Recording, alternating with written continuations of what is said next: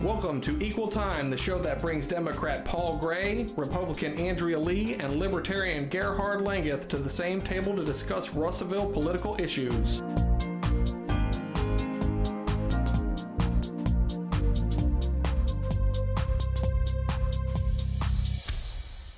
Welcome to another episode of Equal Time. In our last episode, Paul talked about public education, and I think it's a subject that we need to discuss. As a libertarian, I just don't even like the concept of public education. I don't trust the government to take care of the streets, much less to take care of something as important as educating our children. The problem with public education is that... Dude, it's not my time. Talk to us. Talk to you, okay? Yes. Well, I mean, the Republicans in 94, the Contract of America, they were going to get rid of the Department of Education. Well, what happened? The albatross hung around. Yeah, and now we've got no child left behind, courtesy of the Republicans. So, I mean, come on. Education... Now, don't get me wrong. There are a lot of good educators, a lot of good teachers, and Paul's one of them, okay? The problem is that the system is broke. We are spending way too much money on it.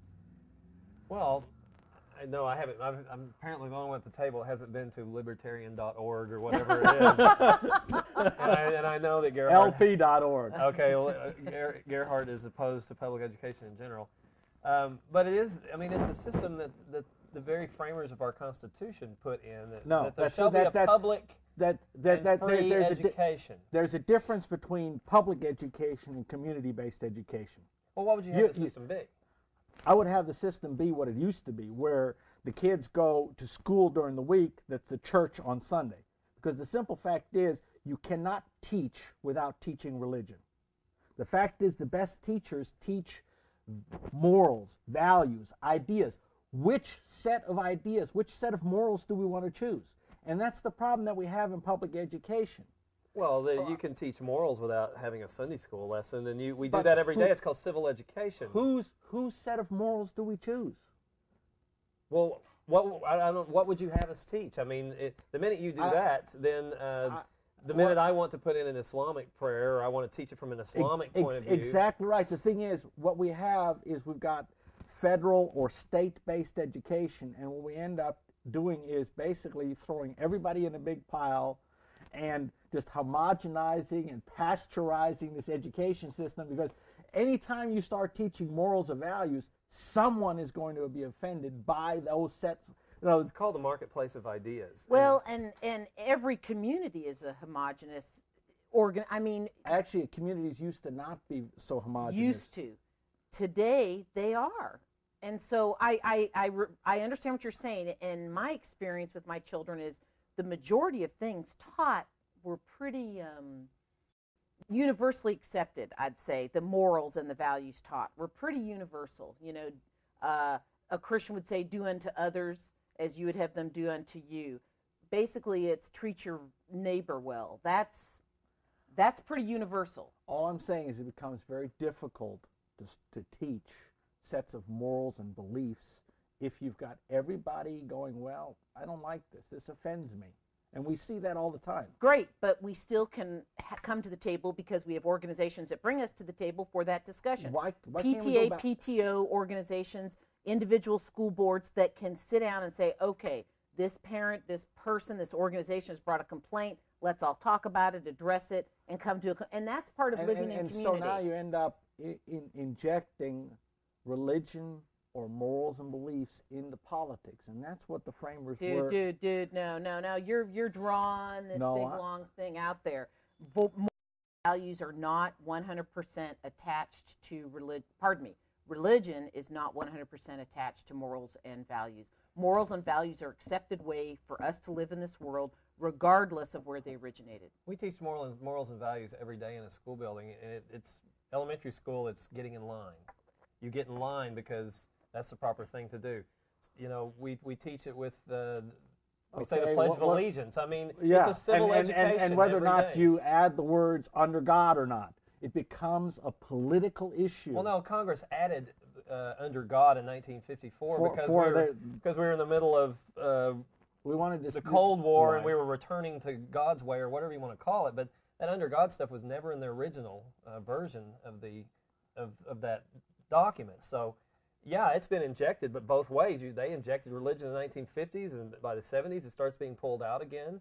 I mean, that's just America. It's an organic thing. It's not something that's There's fixed. no doubt that things do change, okay? Absolutely. And all I'm saying is that before we had this state-based federal government mandated education system, we had a system where individual communities could come together and say, this is how we want to teach our children. We still do. It's local control.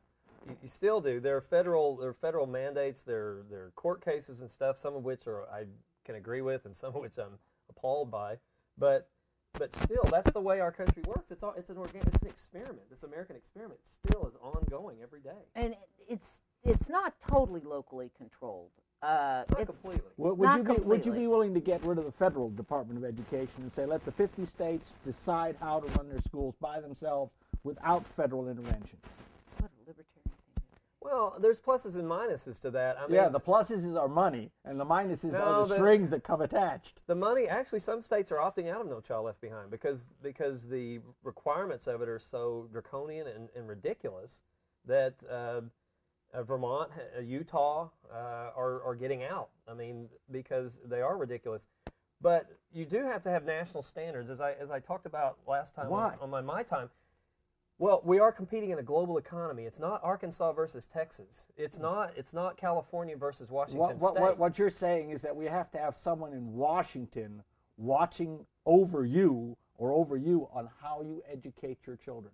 If we don't have that input from folks in Washington, it's just hopeless. I am the last person that wants Washington telling me how to do things in my classroom. classroom. But nor Little Rock, for that matter, sometimes. But nor the local school board sometimes. You know, I don't care for all the ideas that everybody has. But we are competing in a global economy, and sometimes a national direction, at least a direction, is something that maybe we need. But the problem with national direction or whatever is we end up being lockstep and we all just walk off the cliff at the same time. Well, we'll talk about walking off that cliff when we come back. Don't be left behind.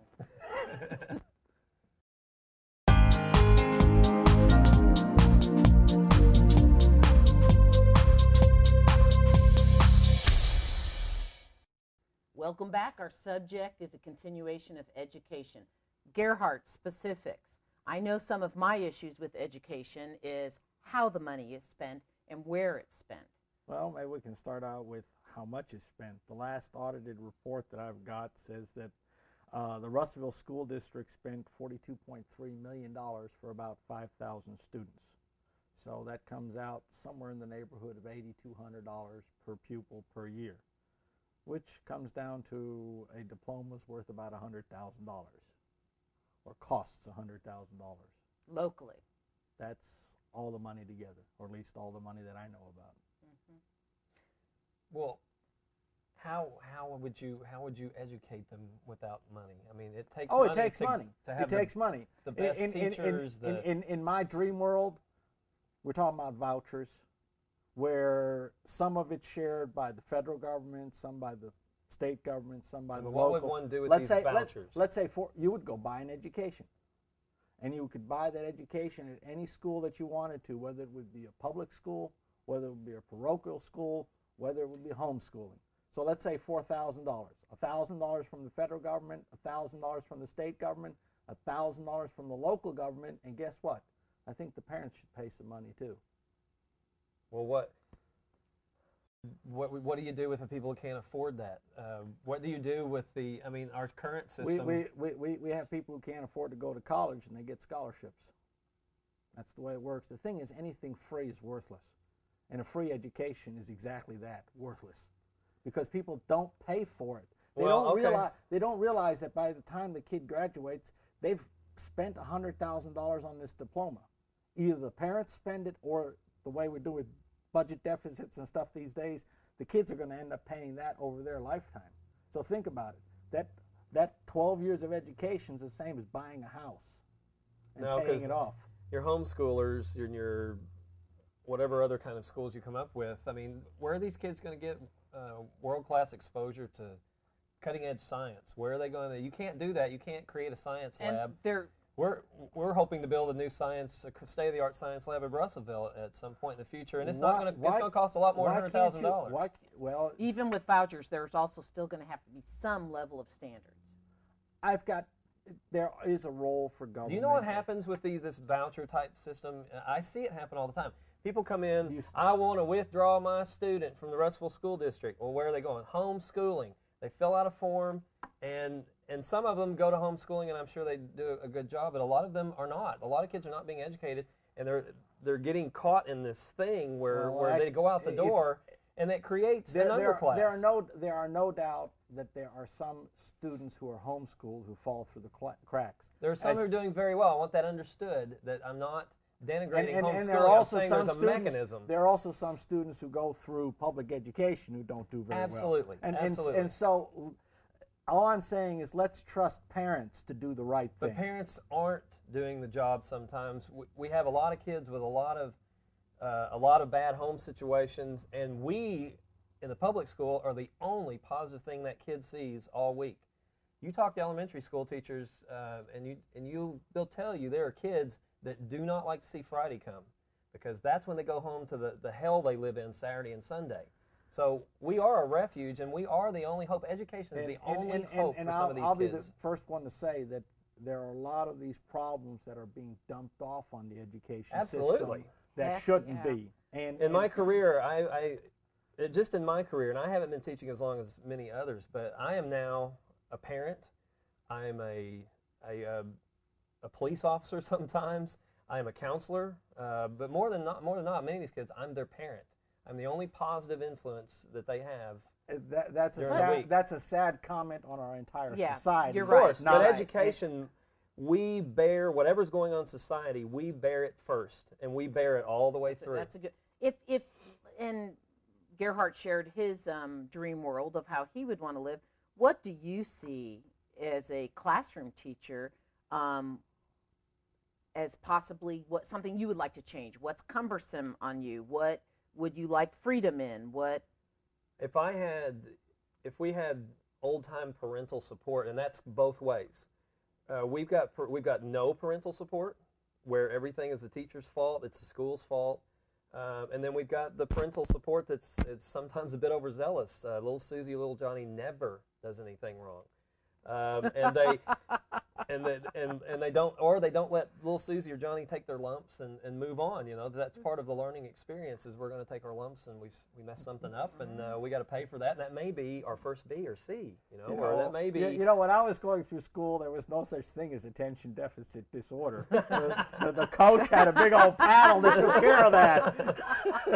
Well, and there's certainly, I think maybe that part is overstated a little bit. People say it's discipline in the schools and all that, and there's some. I think it's discipline in the home. Well, and in of course. Our society as a whole. But discipline in its entirety, not just discipline being smacking the kid when they do something. The discipline of life. I don't think the parents I don't think the parents have the discipline to be parents, and that way they can't discipline their children to be. Well, and we've created a free lunch society too, and this is just boy, you talk about I'm almost doing a my time right now. I know, you're kind of stealing my time on education. No, it's just that we've created this free lunch thing, and I laugh, and I know we'll get lots of calls on this one, but my daughter's in soccer, and I love soccer. I think soccer's a good game, but they get a trophy.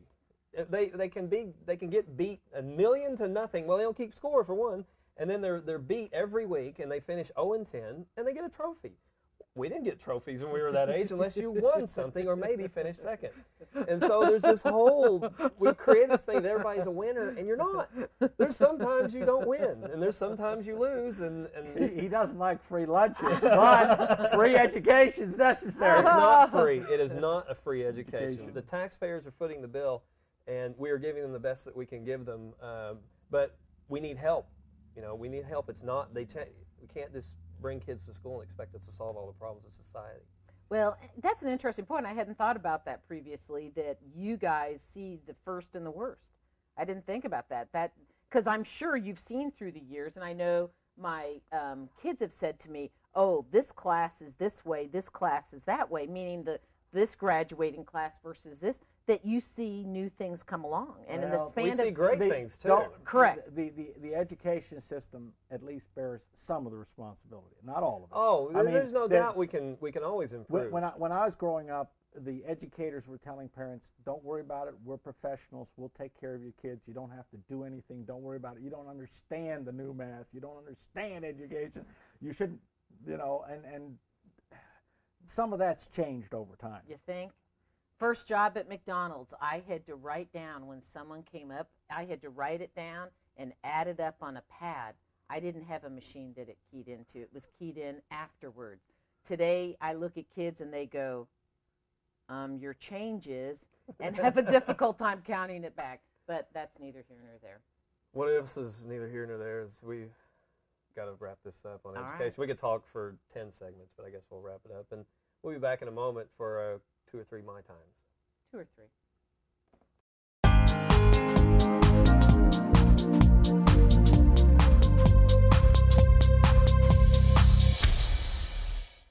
Educating children. Whose responsibility is it?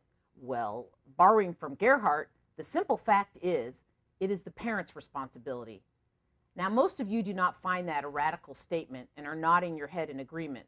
Let me clarify, it is not the government's responsibility, and the parent's responsibility goes further than ensuring our child is deposited at the front door of a school each weekday morning. Schools, whether provided by the government or privately owned, are just one resource that parents can choose to use. We as parents are inundated with ideas and advice on other resources. Very few have to do with economics. Example, turn off the TV. Read to your child. Take a walk and talk about what you see. Read to your child. If your child attends a school, talk with their teachers. And finally, read to your child. So come on, fellow parents. Let this be the year we stop the blame game and take personal responsibility for our children's education. And that's my time.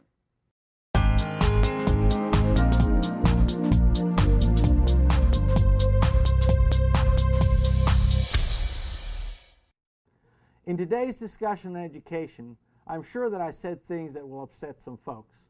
I'm sorry, that wasn't my intention. Please don't take the comments personally. There are many excellent teachers in public education system. Paul Gray is one of them. They do more than teach. They inspire. I want to recognize them for their efforts and personally thank my high school math teacher, Dale Robotham, for being a role model in my life. In the world of engineering and science, even the smallest mistakes can lead to disaster. The truth hurts. I'm not suggesting that engineers and scientists are perfect. When it comes to social skills, I definitely come up short. It is much easier and more pleasant to avoid critical discussions. Our society in general and public education in particular are failing to make the hard objective assessments we need to survive. Remember that Pythagorean thing you memorized in school? X squared plus y squared always equals z squared? Well, just like any other scientific theorem, if someone can show that it is even a little bit wrong in just a single case, us science geeks will call it bad and throw it out. It's not that we don't want to be nice and accept things as good enough. Training and experience have taught us that any defect, even seemingly insignificant ones, cannot be tolerated. A space shuttle depends upon millions of parts and billions of decisions being made correctly. The next time you get an airplane, think about those who build and operate it. So what if they misspell a word, transpose a number, or skip a step? They've been taught in an education system that lacks the courage to say what is right and wrong. Let's not offend them. Just hope they figure it out before your plane gets to the end of the runway. And that's my time.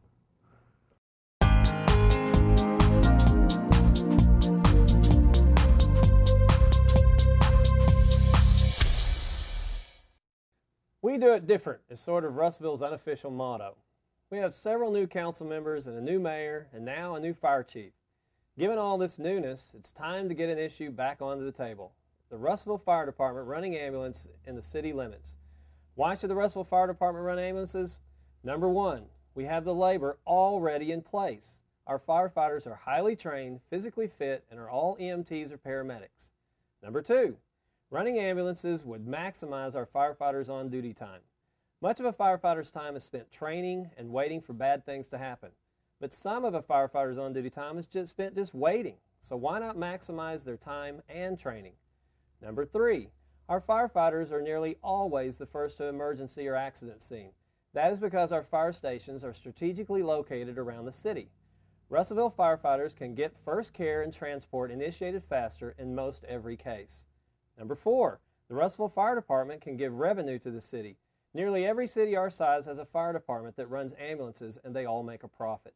Number 5, Russellville firefighters running ambulances in the city limits means the county service can focus on Dover, Pottsville, Atkins, and outlying areas.